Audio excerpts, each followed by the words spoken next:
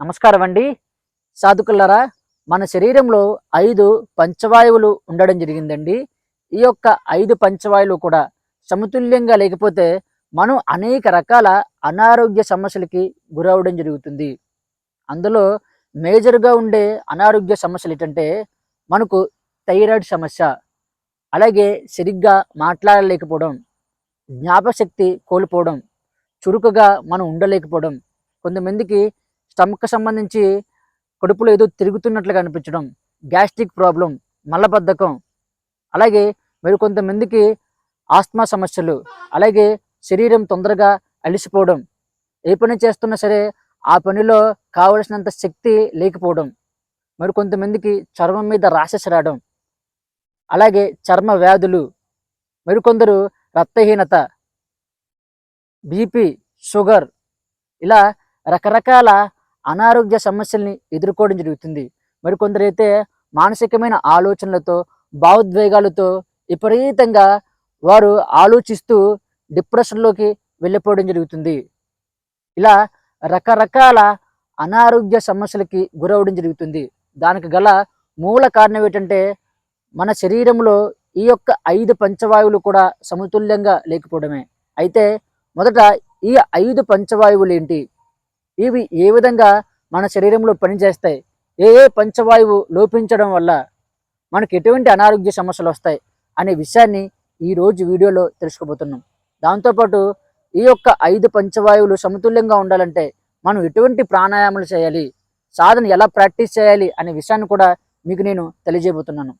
మొదటగా మనం బయట నుంచి తీసుకుంటున్న ప్రాణవాయువు ఏదైతే ఉందో ఆ ప్రాణవాయువు మన యొక్క శరీరంలోకి చేరుకొని 5 పంచవాయువుల కింద డివైడ్ అవ్వడం జరుగుతుంది. అందులో ఒకటి ప్రాణవాయువు, అపానవాయువు, ఉదాన వాయువు, సమాన వాయువు, వ్యాన వాయువు, ఇలా 5 విధాలుగా ఈ యొక్క ప్రాణవాయువే డివైడ్ అవ్వడం జరుగుతుంది. ఇందులో మొదటిది మనకు ప్రాణవాయువు. ఈ ప్రాణవాయువు అనేది మన యొక్క హృదయ స్థానం దగ్గర ఉండడం జరుగుతుంది. ఈ యొక్క ప్రాణవాయువు చేసే పని ఏంటంటే మనం ఏదైతే శ్వాస తీసుకుంటూ శక్తిని తీసుకుంటున్నామో ఆ శక్తి శరీరంలో ఉండే ప్రతి అవయవానికి వెళ్ళే విధంగా ఈ యొక్క ప్రాణవాయువు చూసుకుంటుంది. అలాగే మనలో ప్రశాంతత, భావోద్వేగాలు కంట్రోల్ అయ్యే విధంగా ఈ యొక్క ప్రాణవాయువే మనకు సహకారం చేస్తుంది. ఒకవేళ ఈ యొక్క ప్రాణవాయువు అనేది లోపించినట్లయితే మనం మానసికంగా, భావోద్వేగ ప్రకారంగా మనం పూర్తిగా డిస్టర్బ్ అవుతాం. రకరకాల ఆలోచనలతో డిప్రెషన్లోకి వెళ్ళిపోవడం జరుగుతుంది. అలాగే శరీరం బలహీనంగా మారడం జరుగుతుంది. దాని తర్వాత అపాన వాయువు. ఈ అపాన వాయువు అనేది మన యొక్క నాభి భాగం కింద ఉంటుంది. ఈ యొక్క అపాన వాయువు చేసే వర్క్ ఏంటంటే మన శరీరంలో ఏదైతే వ్యర్థాలు ఉంటాయో సక్రమంగా బయటికి వెళ్ళిపోయే విధంగా చేస్తుంది. అలాగే ఈ యొక్క అపాన వాయువు అనేది పునరుద్ధీకరణ మనలో జరిగే విధంగా చూసుకుంటుంది.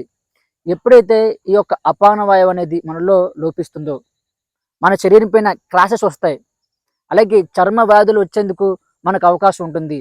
మలబద్ధకం, అలాగే స్టమక్లో గ్యాసెస్ ఫామ్ అయ్యేందుకు మనకు అవకాశం ఉంటుంది. కాబట్టి ఈ అపాన వాయువు అనేది మనలో సక్రమంగా ఉన్నప్పుడే ఈ యొక్క అనారోగ్య సమస్యలు రాకుండా మనం ఆరోగ్యవంతంగా ఉండడం జరుగుతుంది.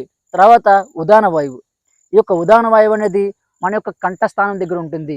ఇది చేసే పని ఏంటంటే మనం తీసుకుంటున్న శ్వాస ప్రక్రియ అనేది సక్రమంగా జరిగే విధంగా చూస్తుంది. అలాగే మన యొక్క మెదడుకి కావలసినంత శక్తిని పంపిస్తుంది. మన యొక్క వాక్ అనేది చాలా చక్కగా వచ్చే విధంగా ఈ యొక్క ఉదాన వాయువు మనకు సహకారం చేస్తుంది. అయితే ఎప్పుడైతే ఈ యొక్క ఉదాన వాయువు అనేది సక్రమంగా మన శరీరంలో ఉండదో మనకు శ్వాసకోశానికి సంబంధించిన అనారోగ్య సమస్యలు వస్తాయి.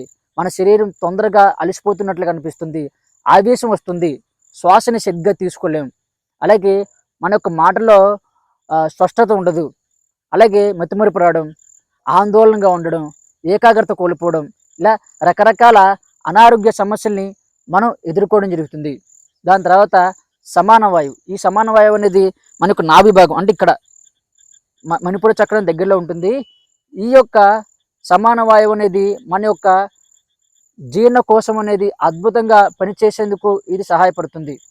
ఇది ఎప్పుడైతే సక్రమంగా ఉండదో తద్వారా మనం తింటున్న ఆహారం అనేది సక్రమంగా జీర్ణం కాదు. అప్పుడు మన శరీరానికి కావలసినంత పోషక నిలువలు అనేవి చేరుకోవు. తద్వారా మన శరీరం బలహీనంగా మారుతుంది. మనం వీక్గా అయిపోతాం. అలాగే స్టమక్లో రకరకాల అనారోగ్య సమస్యలు, అంటే మనకు అల్సర్ అని, కడుపు నొప్పి అని, ఇలా రకరకాల సమస్యల్ని మనం ఎదుర్కోవడం జరుగుతుంది. దాని తర్వాత వాయువు. ఈ వాయువు అనేది మన శరీరం అంతా ఉంటుందండి.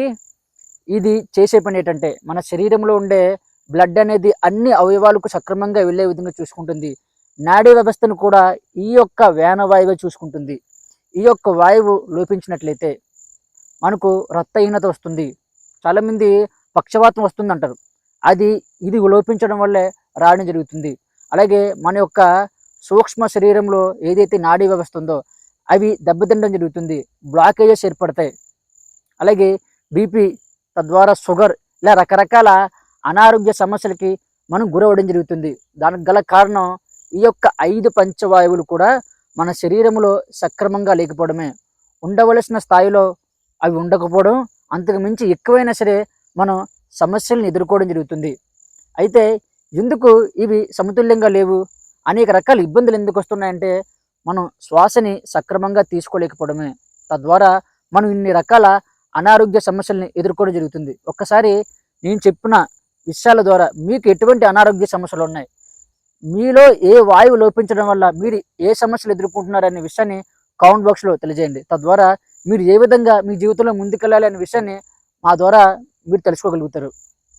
అయితే మీరు ఈ యొక్క అనారోగ్య సమస్యల నుండి మనం బయటపడాలంటే ఏం చేయాలి, ఏ విధంగా ఈ యొక్క 5 పంచవాయువులను కూడా సమతుల్యం చేస్తూ మనం ఆరోగ్యవంతంగా ఉండాలంటే ఏం చేయాలని ప్రతి ఒక్కరికి కూడా సందేహం ఉంటుందండి. దానికి మనం ఏం చేయాలంటే శ్వాసని సక్రమంగా తీసుకోవాలి. మనకు కొన్ని రకాల ప్రాణాయామాలు అనేవి యోగ శాస్త్రంలో ఉండడం జరిగిందండి. మనకు విస్తృత కానీ, కపాలభాతి కానీ, ఉజ్జయిని కానీ, ఇలాగా కొన్ని ప్రాణాయామాలు ఉన్నాయి. ఈ యొక్క ప్రాణాయామాలు మనం ప్రాక్టీస్ చేయడం ద్వారా మన యొక్క శరీరంలో ఏ యొక్క వాయువు లోపించిందో ఆ యొక్క వాయువుని మనం ఉత్తేజపరచవచ్చు. తద్వారా ఆ యొక్క అనారోగ్య సమస్య నుంచి మనం బయటపడడం జరుగుతుంది. ఇప్పుడు నేను మీకు చెప్పిన ఈ యొక్క 5 వాయువులను కూడా ఉత్తేజం చేసేందుకు ఒక్కొక్క ప్రాణాయామ టెక్నిక్ ఉంది.